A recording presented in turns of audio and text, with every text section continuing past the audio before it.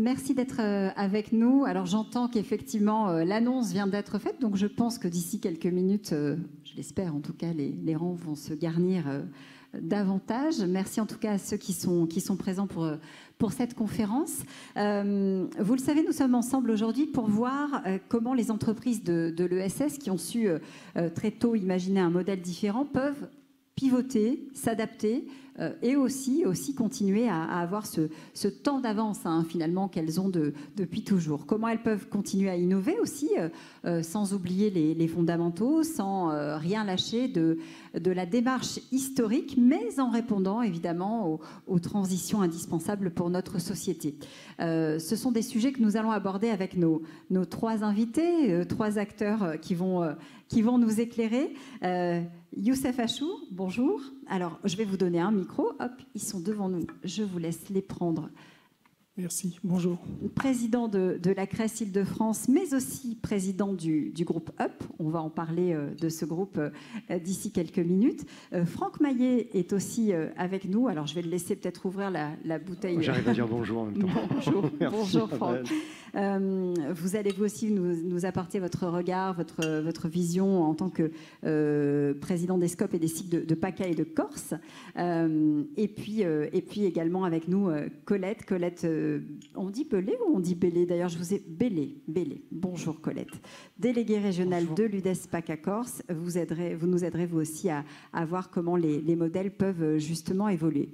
Alors, je vais commencer par vous, peut-être, Youssef, si vous le voulez bien, parce que UP, c'est d'abord une histoire assez longue, puisque ça fait 58 ans.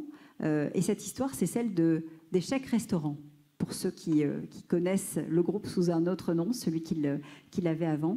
C'est l'histoire aussi d'une coopérative qui, finalement, a dans son ADN les notions de social et de solidaire. Oui, tout à fait. Le groupe UP, c'est l'ancien groupe Chèque Déjeuner.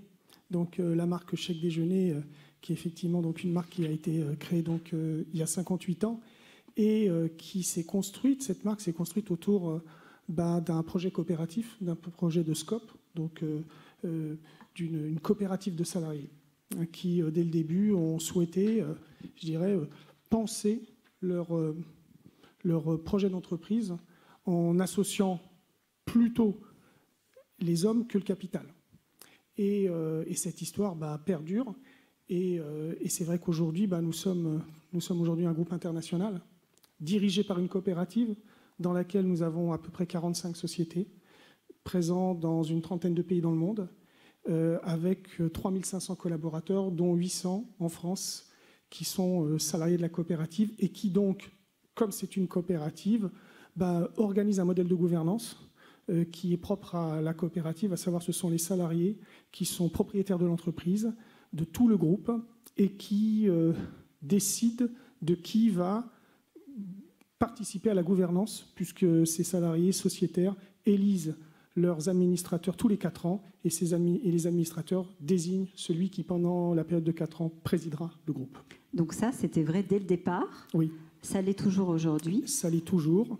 Comment est-ce qu'on fait justement pour emmener un groupe tel que celui-là et faire en sorte qu'il traverse les tempêtes, parce qu'il y en a eu des tempêtes, et qu'il traverse le temps finalement sans perdre son ADN? Je crois que à l'origine, d'abord, je crois que nous étions une entreprise militante. Donc, c'est-à-dire que ce modèle coopératif ce n'est pas un hasard. C'était déjà des personnes qui, effectivement, dès le début, avaient envie de partager un projet, de partager une histoire. Pas simplement, effectivement, je dirais, être salarié d'une entreprise, mais être aussi acteur. Et essayer de contribuer à apporter, je dirais, une autre vision, un autre modèle économique à des modèles dominants. À ceux que l'on connaît aujourd'hui, effectivement, et qui font que le mouvement coopératif se développe, continue à être résilient. Je pense qu'il faut bien le dire, et le modèle coopératif est beaucoup plus résilient que les modèles classiques.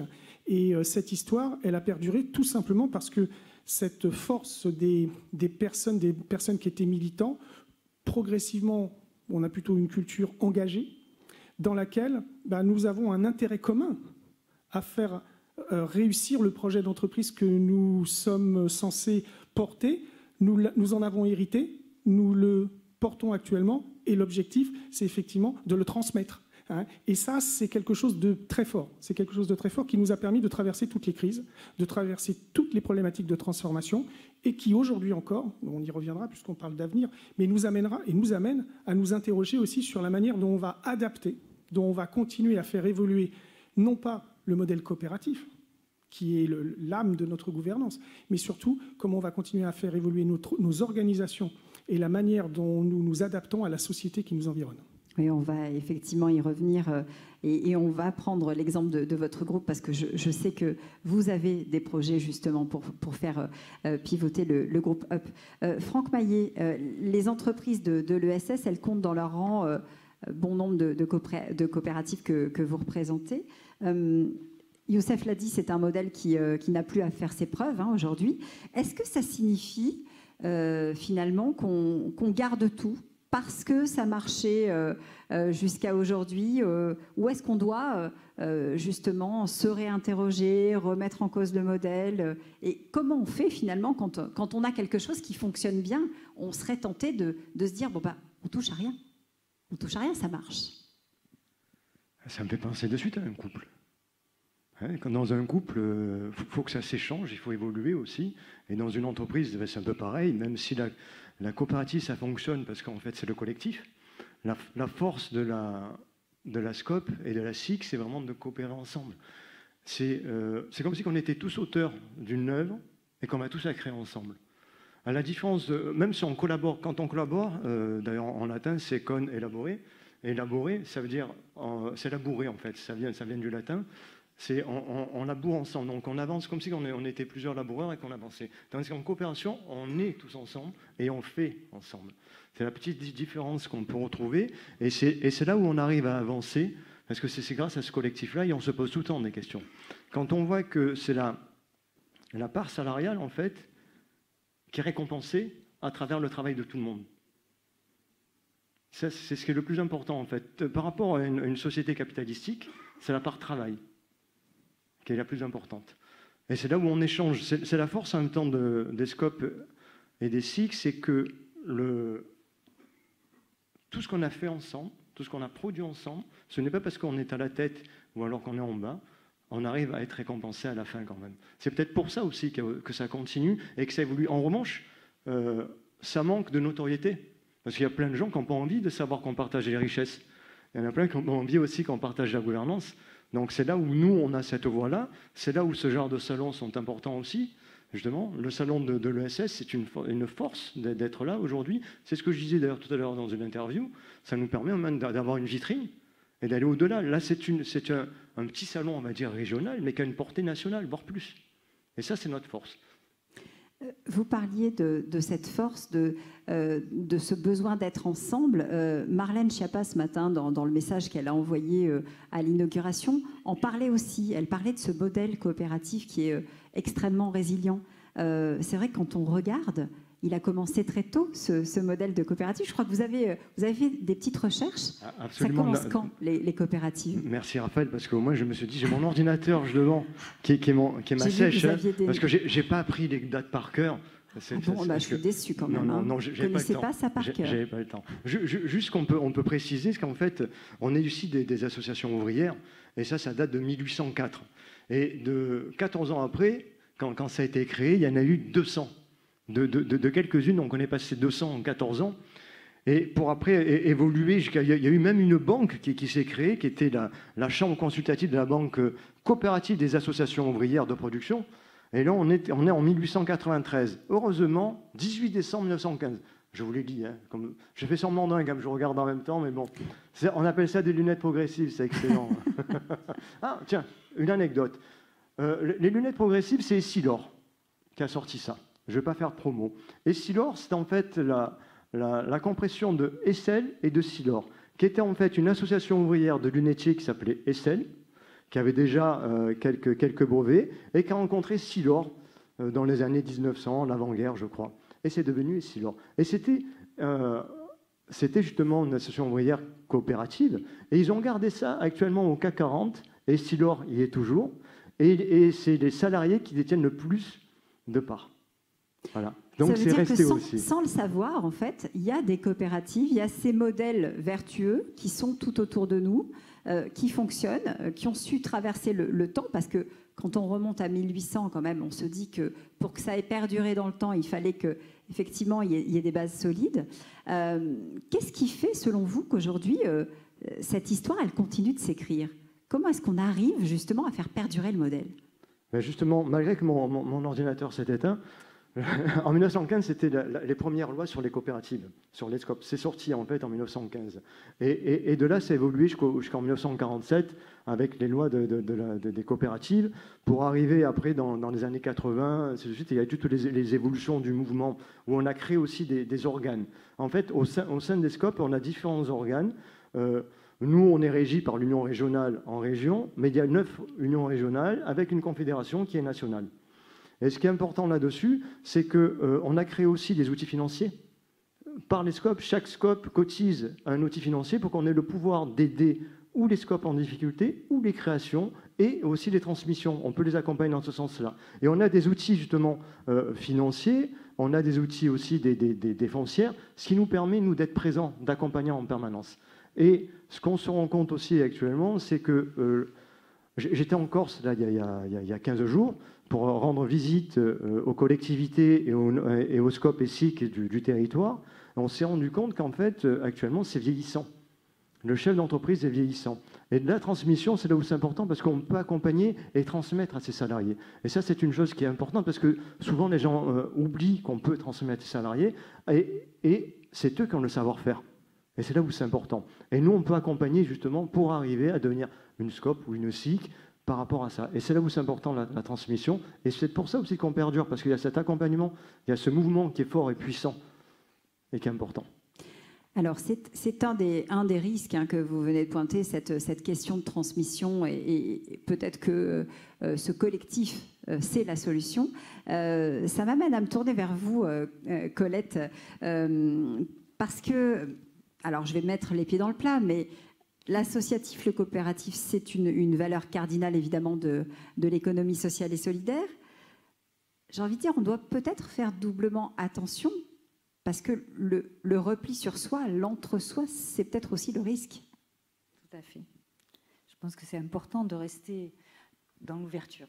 Je crois qu'aujourd'hui, on a tous à être confrontés à, effectivement, toutes ces évolutions. C'est important... historiquement, effectivement, les coopératives ont cette histoire-là et elles ont répondu à un besoin. Aujourd'hui, on sait aussi que les associations elles répondent à des besoins. L'histoire de la mutualité aussi, si on prend l'histoire de la mutualité, on va être aussi dans les mêmes situations. Ce qui est important, c'est qu'on ne vit pas tout seul. On le disait ce matin, l'ESS, c'est 10% de l'activité. Et du coup, ce n'est pas une économie à part, c'est vraiment une part entière de l'économie. Mais elle n'existe que parce qu'effectivement, elle est en interaction aussi avec les autres. Parce que sinon, comme on sait tous, on devient vite très sclérosé. Et quelque part, on a tous à apprendre. Et puis, je crois que dans cette évolution-là, on a tous aussi à regarder, on a besoin des autres pour pouvoir construire aussi des nouveaux projets. C'est-à-dire qu'on peut aller s'inspirer de l'autre pan de l'économie pour venir dynamiser et peut-être réinterroger l'économie sociale et solidaire. Oui, et puis du coup, ça nous permet aussi, à nous, de retravailler sur notre distinction, ce qui fait notre différence aussi. On a à travailler là-dessus, mais c'est bien parce que le monde avance et on n'avance pas tout seul. Enfin, si on reste effectivement dans notre vase clos, bien évidemment, on va être complètement sclérosé et on n'existera plus. C'est bien parce qu'on va se confronter aux autres qu'effectivement les choses, elles avancent. Donc c'est en travaillant avec les autres qu'effectivement ça peut nous permettre de devenir effectivement plus forts. Alors justement, Youssef Achour, comment est-ce qu'on fait évoluer les modèles? Vous êtes passé par là avec le groupe UP. Vous avez déjà commencé à opérer des transformations. Il y en a d'autres à venir, mais vous en avez déjà fait pas mal au sein du groupe. Oui, nous sommes partis d'une petite entreprise en coopérative qui a développé un produit qui s'appelait le chèque déjeuner. Et puis, 58 ans après, nous nous sommes adaptés au monde dans lequel nous étions, et les transitions, nous les avons déjà traversées. C'est celle de la diversification de nos produits, déjà. Hein. C'est celle aussi de l'internationalisation. Ça paraît simple, mais quand vous êtes une coopérative, toutes les questions qui se posent entre l'envie d'aller vers de nouveaux horizons et le désir de vivons cachés et vivons heureux. Hein, comment on gère effectivement. Or, ce qui doit être fondamental, c'est aller de l'avant. C'est toujours effectivement garder cet esprit de conquête et cet esprit de ne pas effectivement s'enfermer dans ces certitudes ou dans cette sorte de peur de l'extérieur, et donc aller de l'avant. Et je crois que aujourd'hui, peut-être encore plus que dans les 58 ans d'histoire, les années que nous vivons actuellement nous amènent encore plus fortement à nous interroger sur la question de la transition. Comment nous allons contribuer aux différentes transitions que le monde traverse actuellement, que l'environnement traverse actuellement, et qui font que nous devons être au rendez-vous. Est-ce que vous êtes armé différemment quand vous êtes une SCOP, une SIC? Est-ce qu'on est armé différemment que dans une entreprise classique, si j'ose dire? Je crois qu'on est armé différemment, tout simplement parce que nous avons besoin d'obtenir un consensus. Nous avons besoin de travailler et de non pas convaincre tout le monde, mais que tout le monde comprenne effectivement vers où nous allons et pourquoi nous devons prendre des décisions. Il y a des dirigeants qui sont élus, des gouvernants, un conseil d'administration composé de salariés qui, effectivement, face aux grandes questions auxquelles il est confronté, doit prendre des décisions. Et ces décisions, il faut arriver à les faire partager pour que ensuite le bateau, le train, puisse avancer, pas forcément rapidement, parce que là aussi, le rapport au temps que nous avons ne fait que nous ne sommes pas obligés d'aller dans la précipitation et d'être dans les standards du moment ou dans, je dirais, la dictature de l'urgence, mais de prendre le temps parfois d'aller peut-être un peu moins vite, d'accepter peut-être d'être en retard sur un certain nombre de sujets pour ne pas finalement ne pas être au rendez-vous du futur, ne pas être au rendez-vous de l'avenir. Et ça, je crois que c'est une des grandes forces des structures coopératives, mais aussi globalement des acteurs de l'économie sociale qui n'ont pas à devoir gérer cette dictature du temps. Vous êtes d'accord, hein, je vous vois opiner du chef, Colette. Oui, il y a la dimension effectivement de la notion de prudence, j'ai envie de dire, parce que quand on a une coopérative et qu'effectivement on a des salariés sociétaires, il faut travailler avec eux pour qu'effectivement on accompagne et on les emmène tous dans l'aventure, parce que sinon ça ne sert à rien. Mais du coup, c'est vrai que cette notion du temps dans lequel on est là en ce moment, c'est vrai qu'on a... il faut résister, j'ai envie de dire, à cette pression dans laquelle on se trouve, parce que c'est aussi ce temps-là et cette mise à distance qui va nous permettre de mieux rebondir et de mieux travailler. Je pense que c'est tout...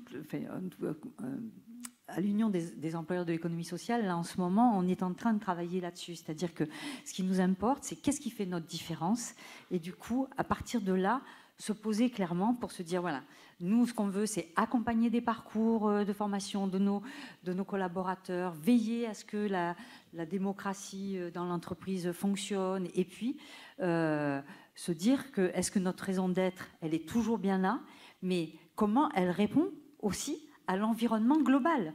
Parce qu'on ne pourra pas continuer à avancer et à être dans une activité qui se tienne si effectivement on ne correspond pas non plus aux critères et à ce qu'il y a effectivement dans l'économie. On ne peut pas faire sans. Et quand vous vous posez cette question de qu'est-ce qui fait notre différence, vous arrivez à y répondre et tout le monde a la même réponse aujourd'hui?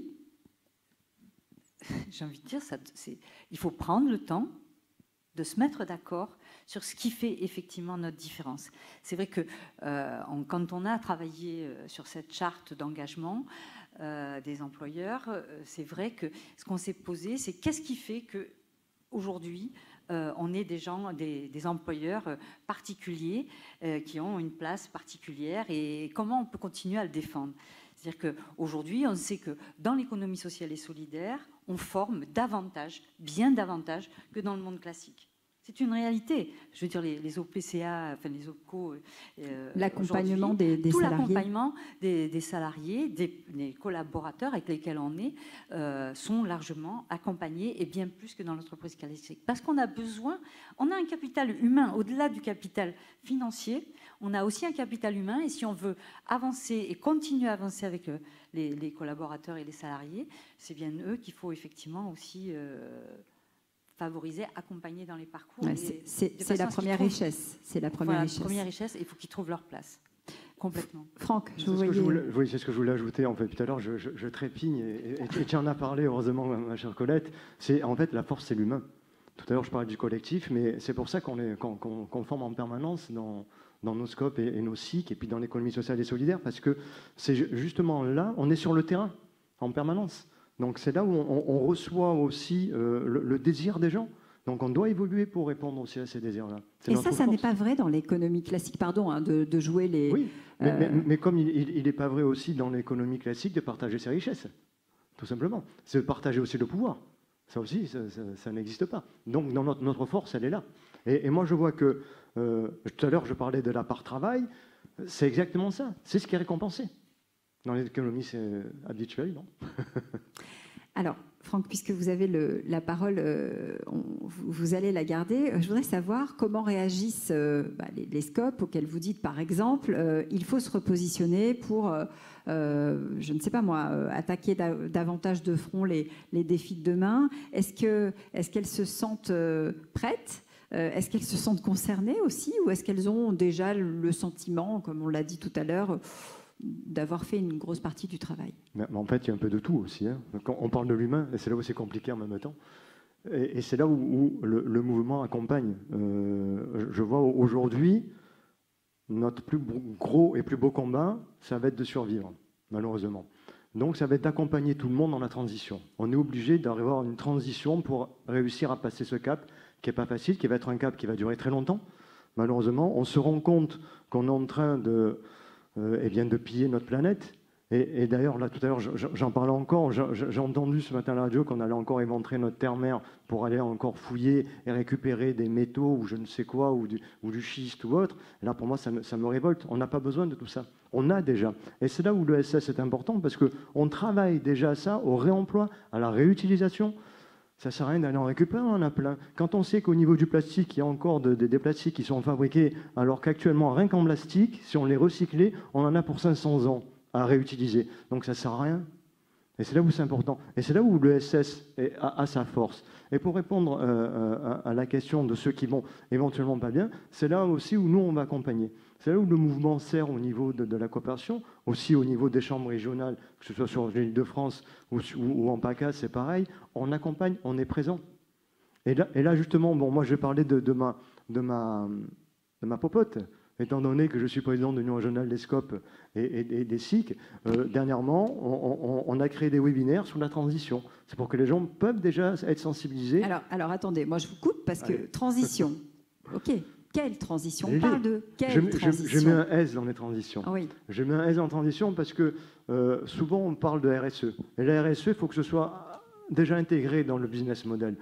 La RSE, c'est à 15 ans. Donc maintenant, il faut que ce soit intégré. C'est le BTP surtout qui a utilisé la RSE, qui l'ont bien fait. Maintenant, ils savent s'en servir. Et maintenant, nous, la RSE, ok, c'est bien, mais il faut l'intégrer déjà. Ça y est, c'est fini.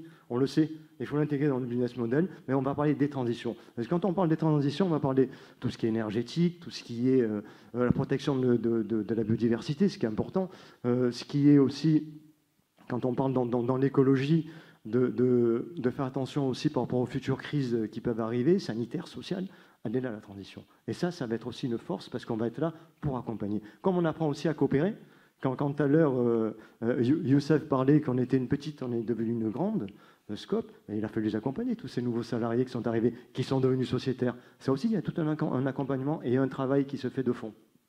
Sur la question des transitions, vous êtes d'accord, Youssef et Colette, ces transitions, elles sont au pluriel. C'est aussi ça qui est compliqué aujourd'hui, finalement, pour une entreprise, quelle qu'elle soit, j'ai envie de dire. Quelle qu'elle soit, parce que, encore une fois, on parle de la coopérative, mais n'oublions pas que nous portons un groupe hein, et toutes les entreprises qui font partie du groupe Up sont confrontées aux transitions. Simplement, nous, effectivement, le choix qu'on a fait, c'est là aussi, c'est pour pouvoir, je dirais, amener avec nous, pour pouvoir remporter l'ensemble des équipes et des collaborateurs. On est en train de travailler et effectivement, la démarche RSE, on l'a engagée il y a 12 ans. Aujourd'hui, c'est ancré, mais c'est cette démarche RSE sur laquelle on a souhaité s'appuyer pour pouvoir effectivement proposer des schémas de transition et d'adaptation à l'ensemble de nos parties prenantes, qu'elles soient internes ou qu'elles soient externes.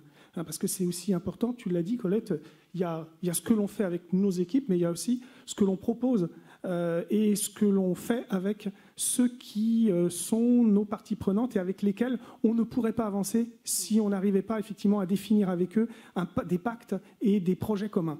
Et c'est vrai que quand vous parlez dans la RSE, le pilier économique, si vous parlez du pilier économique, nous, effectivement, aujourd'hui, le message qui est passé, c'est comment, aujourd'hui, une entreprise comme la nôtre intègre tous les sujets de la digitalisation. Nous devons digitaliser et nous devons nous adapter à un monde qui est aujourd'hui un monde dans lequel le papier a passé le cap par rapport, effectivement, est en train de se transformer en solution dématérialisée, en solution digitale. Mais derrière, c'est comment, avec ça, nous allons effectivement avoir une contribution environnementale. C'est-à-dire, c'est pas la même chose de faire du papier que de faire du digital. Ça a d'autres conséquences et nous avons donc à gérer de nouveaux impacts sur ces sujets-là. Mais je crois que, si vous me laissez encore 2 minutes, bien sûr. Parmi les piliers habituels, le sociétal pour nous, c'est l'économie sociale et solidaire. Être encore plus ancré dans l'économie sociale et solidaire, parce que je pense que c'est une marque de fabrique encore plus forte. Et à l'intérieur de ça, c'est vrai qu'aujourd'hui, on n'est pas toujours exemplaire non plus, le groupe Up. C'est-à-dire que notre dynamique de développement et de croissance nous a amené peut-être parfois à ne pas forcément toujours recourir et travailler avec les acteurs de l'économie sociale et solidaire. L'urgence, la rapidité, etc. etc. Et aujourd'hui, cette transition qui nous amène, donner du sens, c'est aussi comment on achète, comment on consomme. Et ça rejoint ce que tu dis. Est-ce qu'effectivement, il ne vaut pas mieux travailler avec des acteurs qui ont des propositions de valeur, qui ne sont pas tout à fait les plus simples et les plus faciles, mais qui nous permettent effectivement de nous inscrire dans le temps et dans la durée. Et je crois que ça, c'est un des sujets, et c'est pour ça qu'aujourd'hui, c'est une journée sur les achats responsables. Une coopérative, un groupe comme le nôtre, doit être encore plus exemplaire et s'engager encore plus fortement sur cela. On était aujourd'hui, au niveau du groupe, donc le groupe fait à peu près presque 600 millions d'euros de chiffre d'affaires, mais au niveau du groupe, dans le monde, aujourd'hui, l'économie sociale et solidaire, je crois que ça représente 3% de nos achats. On doit monter à 10%. Ça paraît rien de monter de 3%. Vous avez identifié justement... On s'est donné un cap à 10%, tout à fait, avec une grande partie en France, mais aussi à l'international, avec des appartenances ou des familles. Et 10%, c'est beaucoup, parce qu'on a aussi toute une partie de notre production pour lesquels, d'une manière ou d'une autre, il n'y a pas forcément des acteurs de l'économie sociale et solidaire de nature mondiale qui sont là. Donc ça, c'est un vrai travail que nous devons mener, mais ça nous engage. Et c'est notre accompagnement, c'est notre contribution aux transitions du moment sur lesquelles nous sommes. Puis il y a un autre point que je voulais évoquer, mais c'est la question de la gouvernance. C'est-à-dire, oui, nous avons une gouvernance qui, aujourd'hui, nous différencie ou nous singularise. Toutefois, aujourd'hui, le fait de dire on est Scope et on fait partie de l'économie sociale et solidaire, c'est bien, mais je crois que ça ne nous permet plus aujourd'hui de pouvoir clairement affronter les enjeux du moment et surtout envoyer des signaux à l'extérieur. C'est-à-dire, pour être aimé, il faut se faire aimer. Il faut se faire entendre, il faut se faire comprendre. Et c'est pour ça que notre groupe a décidé en tout cas moi, et j'espère que le groupe va suivre, mais je souhaite effectivement proposer à notre coopérative, qui le décidera en Assemblée Générale, puisque c'est un vote d'Assemblée Générale extraordinaire, de passer et d'adopter la qualité d'entreprise à mission. C'est-à-dire nous donner un nouvel élan au travers de cela. Et c'est aussi une façon de faire évoluer la transition de la gouvernance. En passant entreprise à mission, on restera Scope, on deviendra une Scope à mission.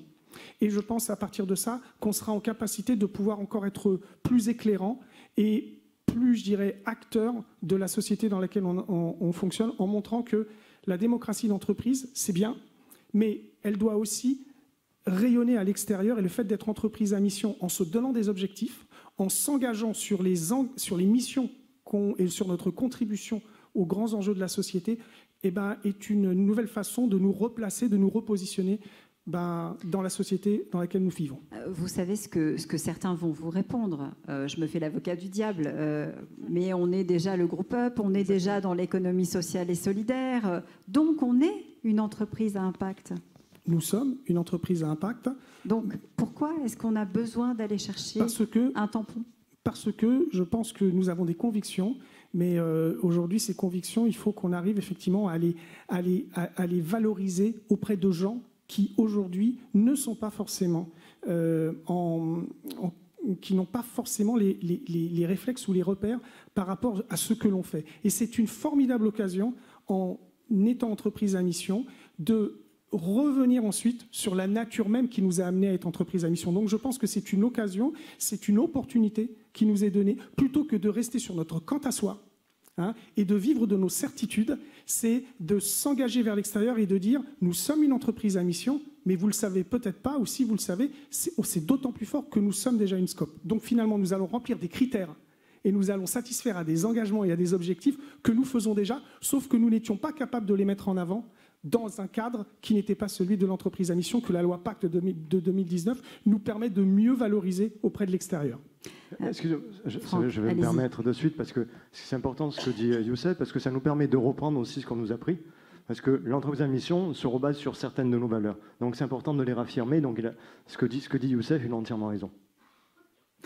Vous êtes d'accord, Colette ? Ah oui, mais moi je suis 100% d'accord. On est dans le cœur du sujet, là, vraiment. Voilà, on est complètement dans le cœur du sujet. Et du coup, c'était aussi une plaisanterie que je faisais hier avec Youssef, parce qu'effectivement, pour quelle raison, effectivement, une coopérative aurait encore besoin d'être une coopérative à mission. Pourquoi rajouter encore une brique ? Mais je crois qu'effectivement, on ne peut pas faire sans être effectivement dans notre environnement.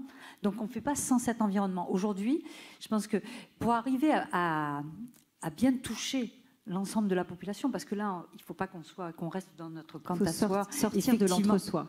Voilà, de notre entre-soi, là, dans l'ESS, où finalement tout le monde est là et tout le monde est beau. Là, il faut effectivement dehors. Il y a aussi des entreprises à mission qui sont intéressantes, mais du coup, il y en a aussi à l'intérieur de l'ESS qui, effectivement, sont déjà des entreprises à mission, et il faut qu'elles soient effectivement en capacité de faire ça. Mais du coup, la mesure de l'impact est essentielle. Il faut dire ce qu'on est, et puis il faut aussi le démontrer. Je crois que ça, c'est essentiel.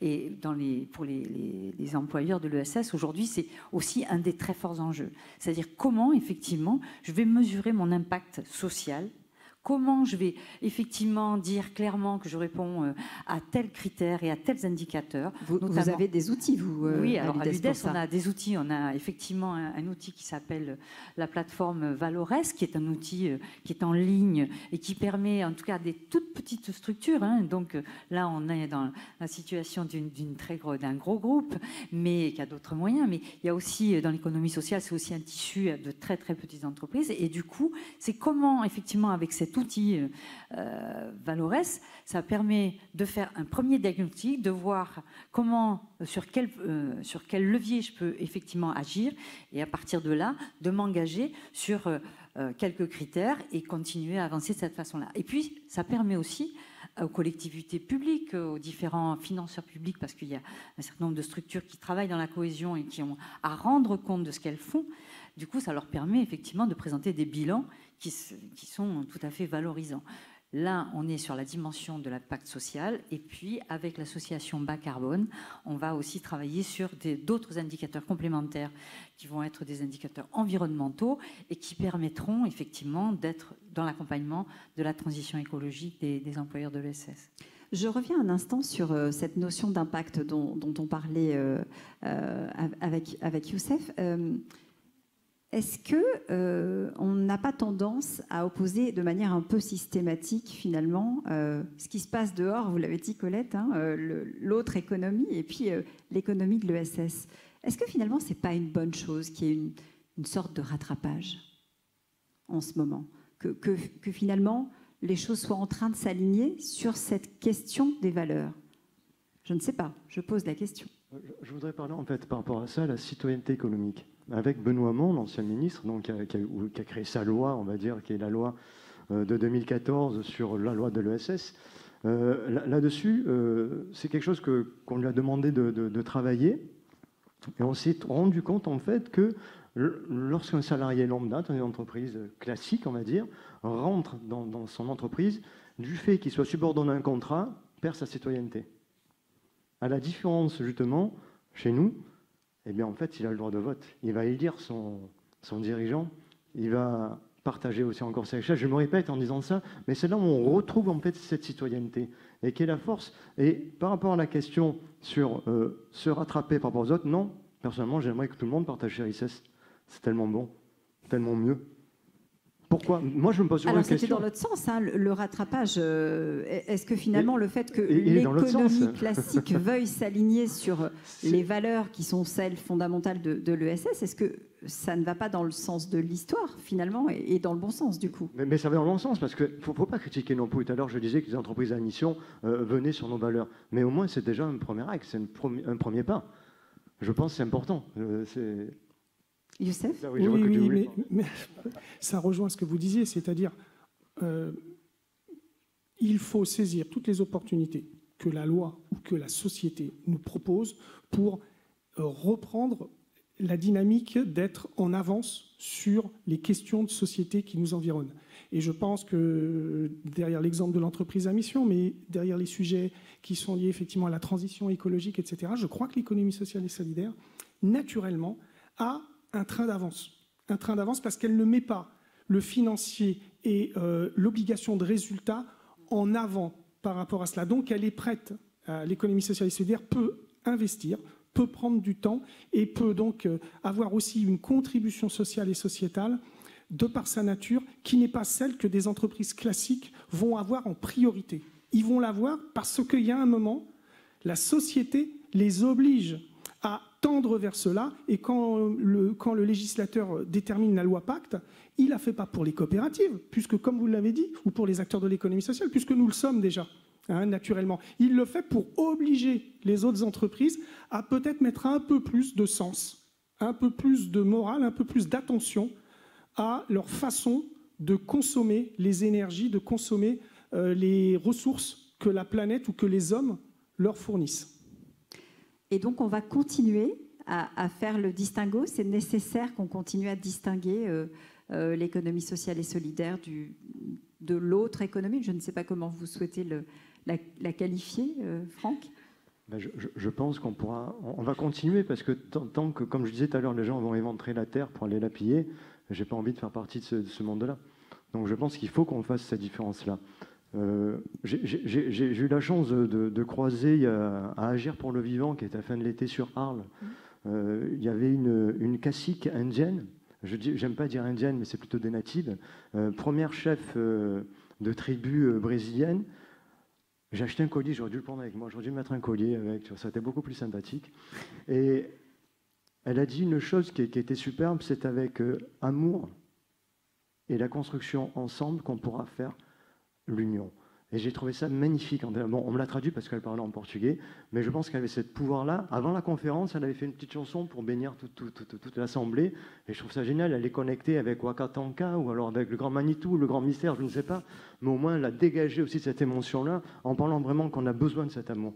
Et quand je redis encore, on va encore éventrer la terre, je ne peux pas cautionner. Alors, il parle d'amour. Moi, je voudrais qu'on parle parce que ça rejoint finalement ce qu'il vient de dire, la qualité de vie au travail. Prendre soin de ses salariés. Et ça aussi, c'est une constante, hein, finalement, oui, dans l'économie sociale et solidaire. Et vous y faites très attention. La fameuse QVT, hein, on aime bien parler en sigle, mais... Oui, la fameuse QVT. Mais... je pense que, alors, est-ce qu'il y aura effectivement une économie, est-ce que l'une ou l'autre va rester effectivement en train d'être un peu opposées? Non, je pense qu'elles ne sont pas opposées. Je pense qu'à un moment donné, l'ESS va peut-être s'élargir et du coup va, alors, tu parlais de christique un peu, mais j'allais dire évangéliser, mais c'est un peu ça en fait. Je crois qu'on est tous convaincus de ça. C'est-à-dire que moi, je suis défenseuse de la coopération, je crois dans mon ADN, depuis très petite.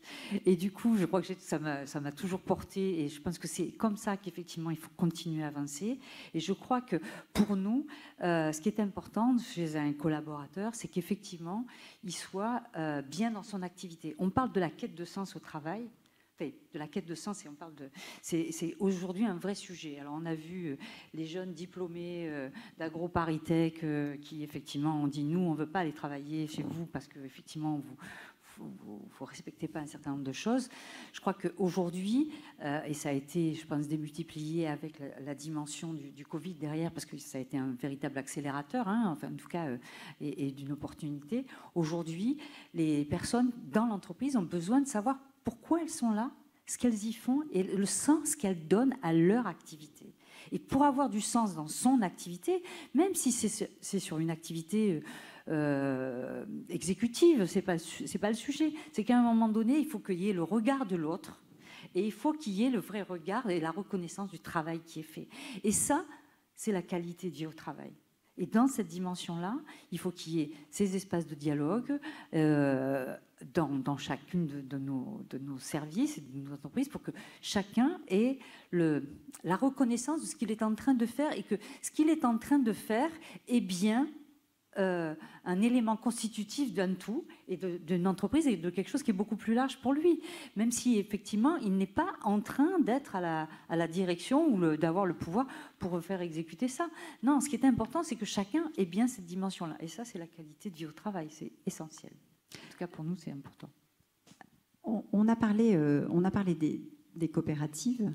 On aurait pu élargir le débat, parce que ce qui est vrai pour les coopératives l'est aussi pour les autres formes de structures dans la grande famille de l'ESS. Arrêtez-moi si je me trompe, mais ces transformations, elles vont aussi devoir réinterroger les autres modèles, les autres types de structures, Youssef ?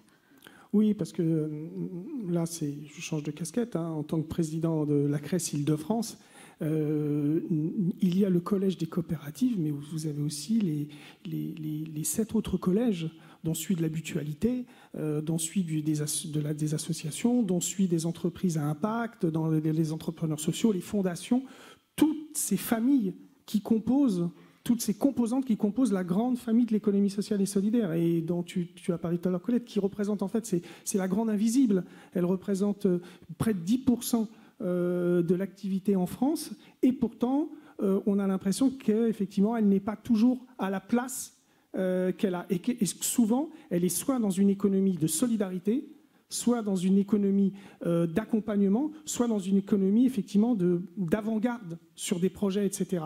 Mais aujourd'hui, les questions de transition, les questions d'adaptation aux grands enjeux de la société, c'est toutes les composantes de la famille de l'économie sociale, etc., et solidaire, pardon, qui sont marquées. Et moi, en tant que président de la CRES Île-de-France, je vois bien que même, j'ai oublié les entreprises d'insertion qui sont très, très importantes, toutes ces structures sont confrontées à comment on va aujourd'hui s'adapter, répondre et peut-être, finalement, rebondir peut-être mieux que d'autres composantes de l'économie pour pouvoir être au rendez-vous des grandes questions et des grands enjeux du moment. Alors, vous avez évoqué tout à l'heure la question de l'innovation. C'est évidemment une des pistes, Colette, Franck, pour justement passer de l'histoire que vous évoquiez à demain, à cette économie d'avenir. Est-ce que vous en avez repéré des innovations justement qui vont pouvoir aider à cette transformation de cette économie sociale et solidaire ? Colette.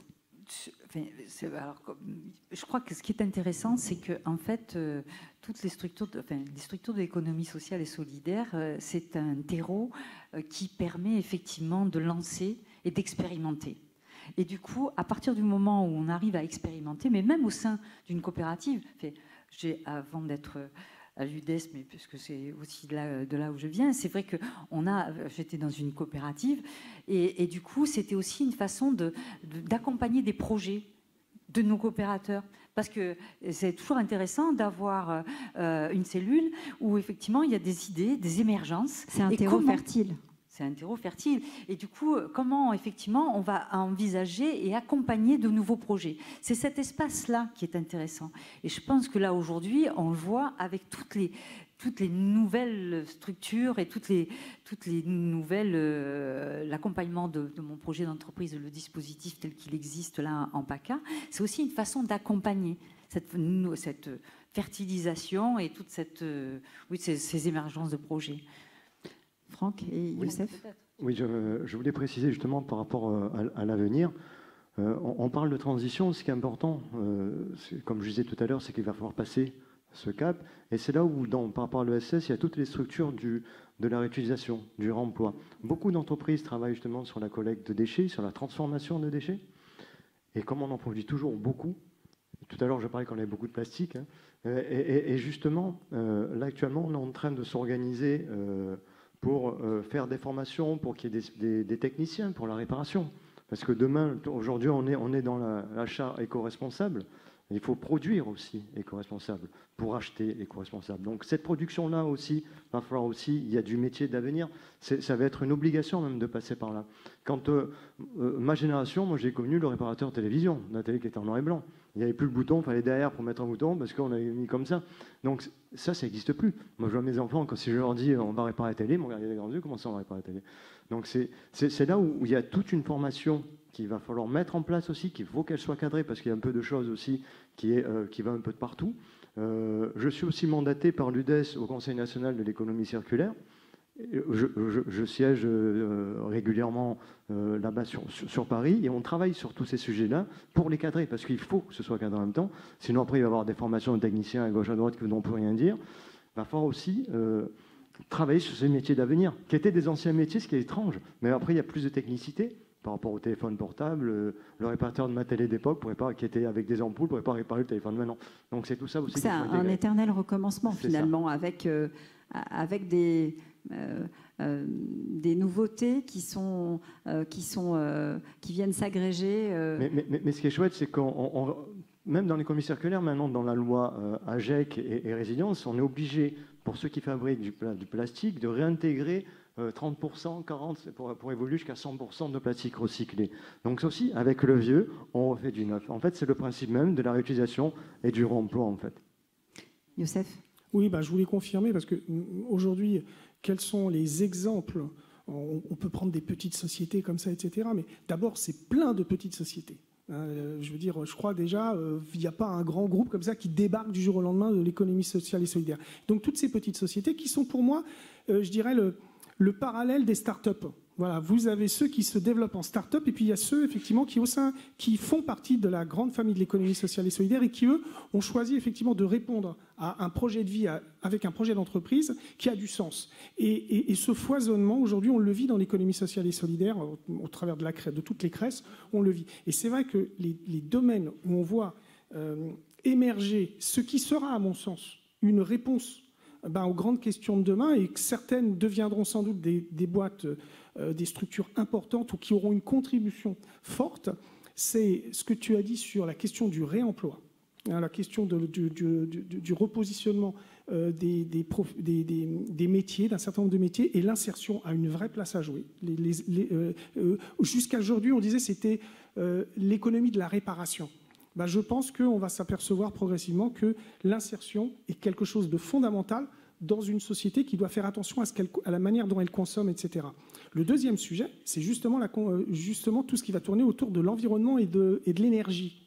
On voit effectivement plein de projets dans l'économie sociale et solidaire, de structures qui sont en train de repenser, qui sont en train d'accompagner la façon dont on va aujourd'hui vivre avec peut-être un peu plus de sobriété dans la manière de consommer, la manière de proposer, de produire des choses.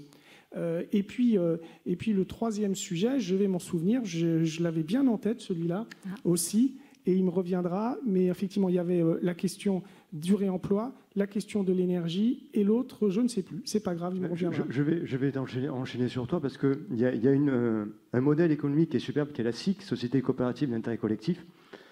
Ça permet en fait, à l'intérieur, il y a 3 associés, il y a les producteurs, les bénéficiaires et les autres. Et les autres peuvent être des personnes morales, des collectivités, et ça en est la force, parce que ça a un impact citoyen. Beaucoup de citoyens créent actuellement, on le voit justement par rapport à la sobriété énergétique, créent des fermes photovoltaïques de leur quartier, et on est complètement dans l'économie circulaire, parce que non seulement ils produisent, enfin les panneaux photovoltaïques, et c'est eux qui récupèrent l'énergie directement.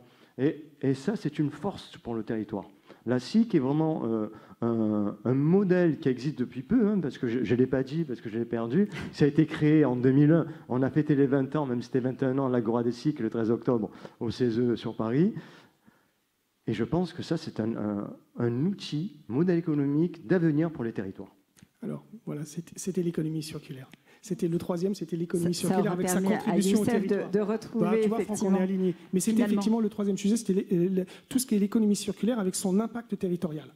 Hein. Et là, l'économie sociale et solidaire, naturellement, elle est positionnée sur ça, sur ce troisième segment. Donc c'est pour ça que je pense qu'il y a un vrai avenir et que les questions de transition actuelles permettent à un foisonnement d'initiatives et de vie que l'économie sociale et solidaire peut représenter au travers de ces différentes composantes. Merci. Merci à tous les trois pour ce débat, qui n'était pas un débat d'ailleurs, qui était une conférence, non pas un débat, même si j'ai essayé quand même de vous titiller un petit peu sur 2-3 points. Vous n'arriverez pas à ne pas nous mettre d'accord. Je n'arriverai pas. C'est pas vrai si j'ai parlé d'amour tout à l'heure. Oui, voilà, oui. Il fallait bien finir sur une note positive. On aura donc parlé d'amour dans cette dernière conférence, c'est formidable. Merci à tous d'avoir été avec nous. On va peut-être rallumer la salle parce que vous avez peut-être quelques questions à poser à Youssef, Colette et à Franck, je ne sais pas, avant de céder évidemment la place aux trophées qui vont arriver juste après. Est-ce que vous avez des questions ou des remarques sur ce qui vient d'être dit ? Non, c'était clair pour tout le monde. Nous sommes partis vers la transformation. Oui, une question. Bon. Bonsoir. Une question pour les acteurs de l'ESS qui sont avec nous. Vous m'entendez ? Juste sur cette fin d'année, on va dire début de dernière ligne droite du millénium, jusqu'à 2033, on pourrait apporter quand même une reconnaissance au travail de Pape François qui a pris son nom comme le fameux saint de François d'Assise, le seul saint de l'écologie, et ce travail magistral qui est l'encyclique Laudato Si, de l'écologie intégrale, qui préfigure en fait la RSE, RSO. Alors, ma question, c'est sur cette dimension transcendantale. On l'a senti venir dans les propos des acteurs présents aujourd'hui. Il y a bien, jusque dans la QVT, une question de sens dans l'entreprise, dans le collectif, et cette idée de converger comme un seul. Et donc il y a bien la dimension christique, je l'ai entendu de Madame. Il ne faut pas se l'interdire dans la laïcité.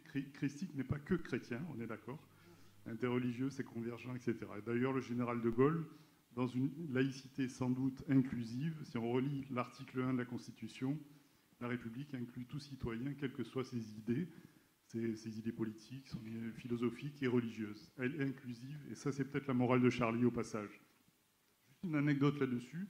Dans l'entreprise, parce que ça m'a été reproché, on a aujourd'hui un travail de l'esprit qui s'appelle le 2.0, l'intranet d'entreprise, c'est-à-dire du Facebook interne, ça s'appelle souvent Yammer, etc., dans des grosses structures avec beaucoup d'employés.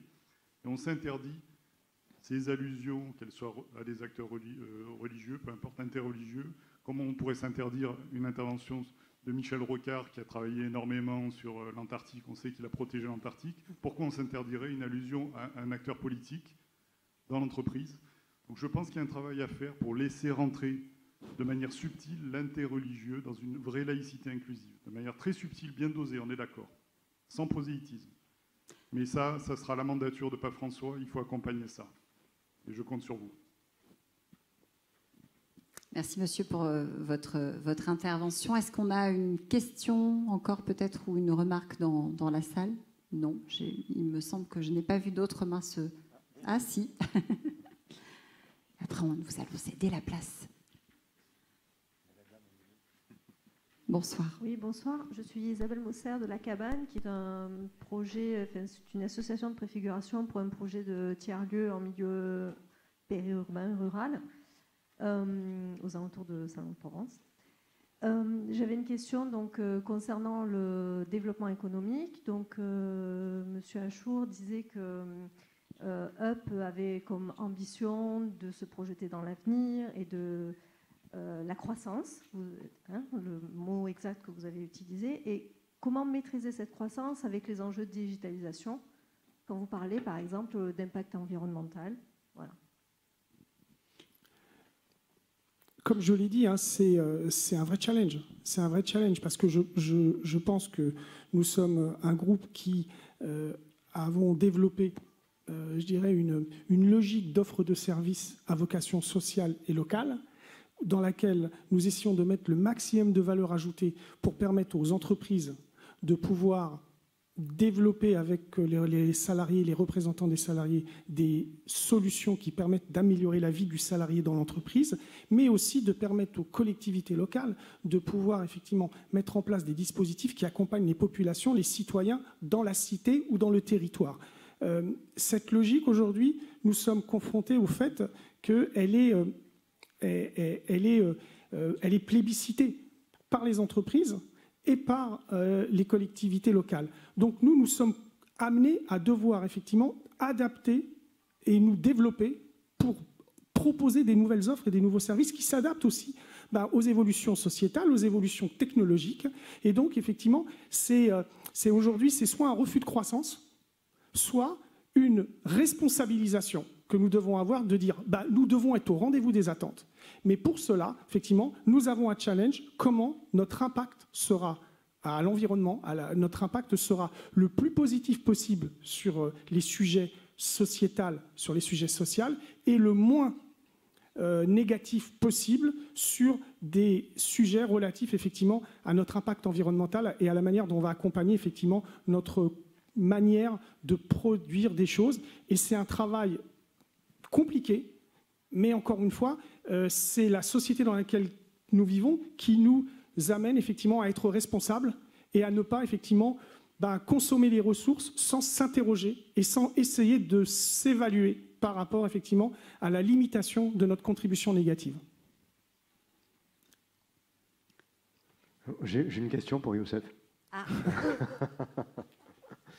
Tout à l'heure, en discutant avec un journaliste, il m'est venu en me parlant une idée par rapport au chèque du groupe EUP.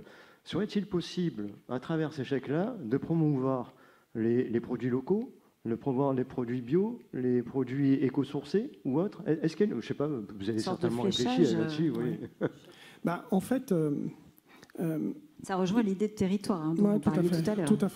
Tout à fait. Encore une fois, nous sommes le principal acteur qui travaillons avec les collectivités locales sur la question de l'accompagnement des politiques publiques sur les territoires. Donc la question que tu poses, nous sommes aujourd'hui de plus en plus, je dirais, interrogés et sur est-ce que vous pouvez encore mieux orienter les offres de services, les solutions de paiement que vous mettez pour faire en sorte qu'elles soient mieux fléchées et qu'elles aillent encore de manière encore plus ciblée vers des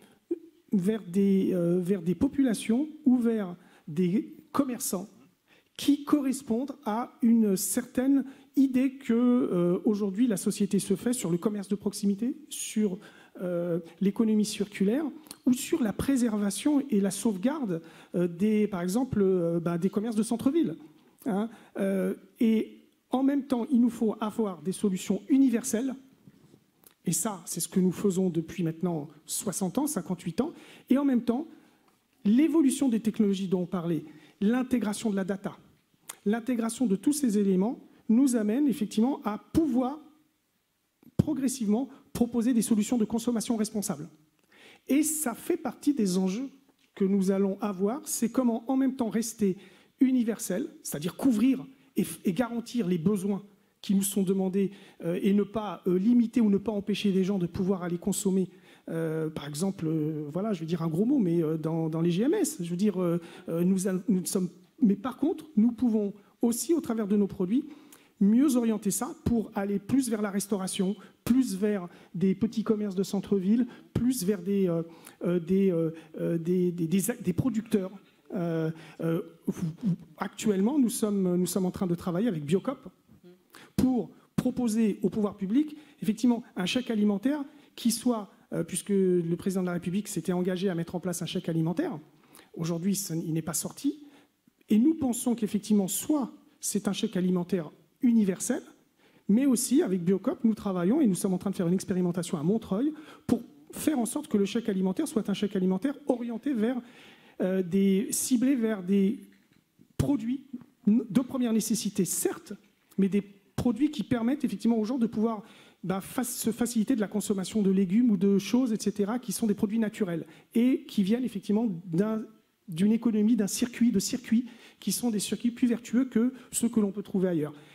Ça, c'est les enjeux que nous avons, c'est comment on va s'adapter au fait de, certes, garantir les besoins primaires, participer en tout cas à cette contribution, le pouvoir d'achat d'un côté et des produits de première nécessité, mais aussi de pouvoir proposer des solutions qui permettent de mieux consommer et de mieux orienter les projets politiques publics des pouvoirs publics. Je crois qu'il y a encore une question. Je t'en prie. Voilà. Je crois que non, mais je crois qu'il va falloir qu'on cède la place. Donc, je vois le monde. Peut-être qu'on peut continuer le débat en dehors, parce qu'on a déjà un petit quart d'heure de retard, et je sais que derrière nous remettons les trophées. Donc, je voudrais vous remercier pour votre participation, votre écoute aussi, et puis remercier Colette, Franck et Youssef pour la qualité de leurs échanges. Merci à tous les trois. Merci, Raphaël. Je vous souhaite une bonne fin d'après-midi et des bons trophées.